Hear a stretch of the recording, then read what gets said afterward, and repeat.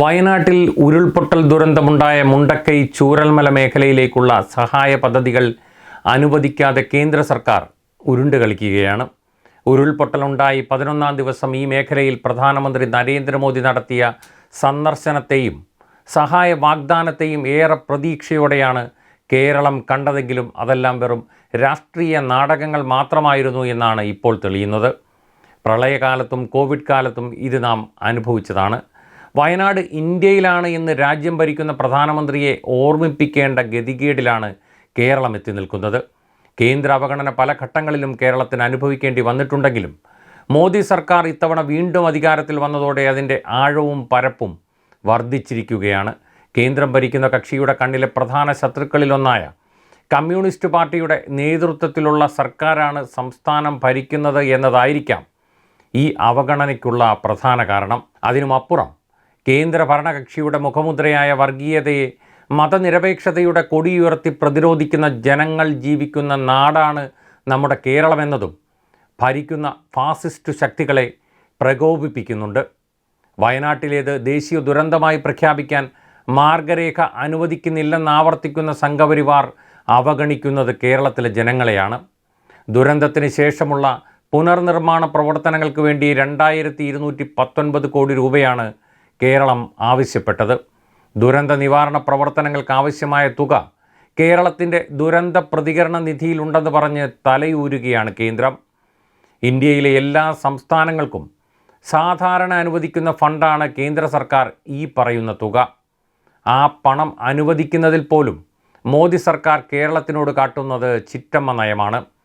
രാജ്യത്തുണ്ടായിട്ടുള്ള പ്രകൃതി ദുരന്തങ്ങളിൽ സംസ്ഥാനങ്ങൾക്ക് ധനസഹായം ഒക്ടോബർ 1 കേന്ദ്രം പ്രഖ്യാപിച്ചപ്പോൾ ഏറ്റവും കുറവ് സഹായമാണ് കേരളത്തിന് അനുവദിച്ചത്. പ്രളയ സഹായമായി 145.6 കോടി രൂപ മാത്രമാണ് നമുക്ക് അനുവദിച്ചത്.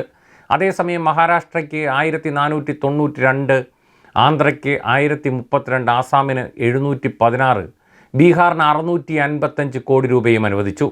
മറ്റ് സംസ്ഥാനങ്ങളെ അപേക്ഷിച്ച് ഏറ്റവും കുറഞ്ഞ തുകയാണ് കേരളത്തിന് ലഭിക്കുക. അതിനു മുമ്പ് പ്രളയ ദുരിതാശ്വാസ പ്രവർത്തനങ്ങൾക്കായി 675 കോടി രൂപ ധനസഹായം പ്രഖ്യാപിച്ചുകൊണ്ടുള്ള കേന്ദ്ര പട്ടിക പുറത്തു വന്നിരുന്നു. അതിൽ കേരളത്തിൻ്റെ പേരുണ്ടായിരുന്നില്ല. മണിപ്പൂർ, ത്രിപുര, ഗുജറാത്ത് എന്നീ സംസ്ഥാനങ്ങൾക്കാണ് ധനസഹായം പ്രഖ്യാപിച്ചത്. ഗുജറാത്തിനായി 600 കോടി രൂപയാണ് കേന്ദ്രം അനുമതി നൽകിയത്. മണിപ്പൂരിന് 50 കോടി രൂപയും ത്രിപുരയ്ക്ക് 25 കോടി രൂപയും നൽകി. ഇവിടെ അവസാനിക്കുന്നില്ല മോദിയുടെ ക്രൂരത. കേരള ബാങ്ക് ദുരന്തബാധിതരുടെ കടം എഴുതിത്തള്ളിയപ്പോഴും ദേശസാൽകൃത ബാങ്കുകളിലെ കടം എഴുതിത്തള്ളാൻ ഇതുവരെ കേന്ദ്രം ആവശ്യപ്പെട്ടിട്ടില്ല. 12 ബാങ്കുകളിലായി 3220 വായ്പകളിൽ 35.32 കോടി രൂപയാണ് ദുരന്തബാധിതരുടെ കടം. വമ്പന്മാരുടെ കോടികളുടെ കടം എഴുതിത്തള്ളുന്നവരാണ് ഈ പാവങ്ങളുടെ പണം പിടിച്ചു വാങ്ങാൻ കൂട്ടുനിൽക്കുന്നത്. സാധാരണ ദുരന്ത സഹായ നിധിയിലെ പണം ഉപയോഗിച്ച് നടത്തേണ്ട പ്രവർത്തനങ്ങൾക്കപ്പുറം സഹായം വേണ്ടി വരുന്നതാണ് വയനാട്ടിലെ ദുരന്തമെന്നാണ് കേരളം കേന്ദ്രത്തെ രേഖാമൂലം അറിയിച്ചത്. BJPയും അവരെ പിന്തുണയ്ക്കുന്ന കേരളത്തിലെ സതീശൻ കോൺഗ്രസും പറയുന്ന സംസ്ഥാന ദുരന്ത നിധിയിൽ ബാക്കിയുള്ള തുക ഉപയോഗിച്ച് മാത്രം ചെയ്തു തീർക്കാവുന്നതല്ല വയനാട്ടിലെ പുനരധിവാസ ദൗത്യം എന്നതാണ് യാഥാർത്ഥ്യം. അതിനുവേണ്ടി ശബ്ദമുയർത്താൻ ഒരു മാധ്യമങ്ങളുമില്ല. സമാനതകളില്ലാത്ത ദുരന്തമാണ് ജൂലൈ 30 മുണ്ടക്കൈ ചൂരൽമല മേഖലയിലുണ്ടായത്. 251 പേർ മരിക്കുകയും 47 പേരെ കാണാതാകുകയും ചെയ്ത ഉരുൾപൊട്ടൽ ദുരന്തത്തിൻ്റെ കെടുതികളിൽ നിന്ന് ഈ പ്രദേശത്തിന് കരകയറാൻ എത്ര സഹായം ലഭിച്ചാലും മതിയാവാത്ത സാഹചര്യമാണ്.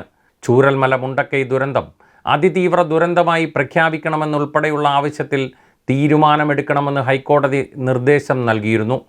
അതും കേട്ടില്ല എന്ന മട്ടിലാണ് മോദിയുടെ നീക്കങ്ങൾ. പിറന്നു വീണ നാട്ടിൽ നിന്നും ചിതറിക്കപ്പെട്ട് വയനാട്ടിലെ വിവിധയിടങ്ങളിലെ വാടക വീടുകളിൽ കഴിയുകയാണ് ഉരുൾപൊട്ടലിലെ ദുരന്തബാധിതർ.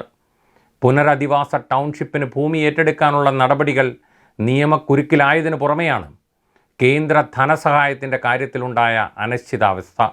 എത്രയും വേഗം സ്ഥിരം പുനരധിവാസം സാധ്യമാക്കുകയാണ് ശാശ്വത പരിഹാരം.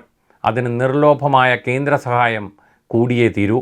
മറ്റ് സംസ്ഥാനങ്ങൾക്ക് അടിയന്തര സഹായം അനുവദിച്ച മാതൃകയിൽ തന്നെ കേരളത്തിനും ഫണ്ട് അനുവദിക്കുകയെന്നത് കേന്ദ്ര സർക്കാരിൻ്റെ ഭരണഘടനാപരമായ ഉത്തരവാദിത്തമാണെന്നും മറന്നുകൂടാ. കേന്ദ്ര ഭരണകക്ഷിയുടെ രാഷ്ട്രീയ സാമ്പത്തിക നയത്തെ എതിർക്കുന്നതിൻ്റെ പേരിൽ കേരളത്തിന് ന്യായമായി ലഭിക്കേണ്ട ആനുകൂല്യങ്ങളും പദ്ധതികളും നിഷേധിക്കുന്നത് ഭരണഘടനയിലെ ഫെഡറൽ തത്വങ്ങളുടെ ലംഘനമാണ്. ഇതിനെതിരെ കേരള ജനത ഒറ്റക്കെട്ടായി പൊരുതേണ്ടതുണ്ട്. ഇത് കേവലം CPIMൻ്റെ വിഷയമല്ല, കേരളത്തിലെ ഓരോ പൗരൻ്റെയും അവകാശ സംരക്ഷണത്തിൻ്റെ വിഷയം കൂടിയാണ്. വയനാടിനു വേണ്ടി, കേരളത്തിനു വേണ്ടി നമ്മൾ ശബ്ദമുയർത്തണം. അതിനുവേണ്ടി ഒന്നിച്ചു നിന്ന് പോരാടണം.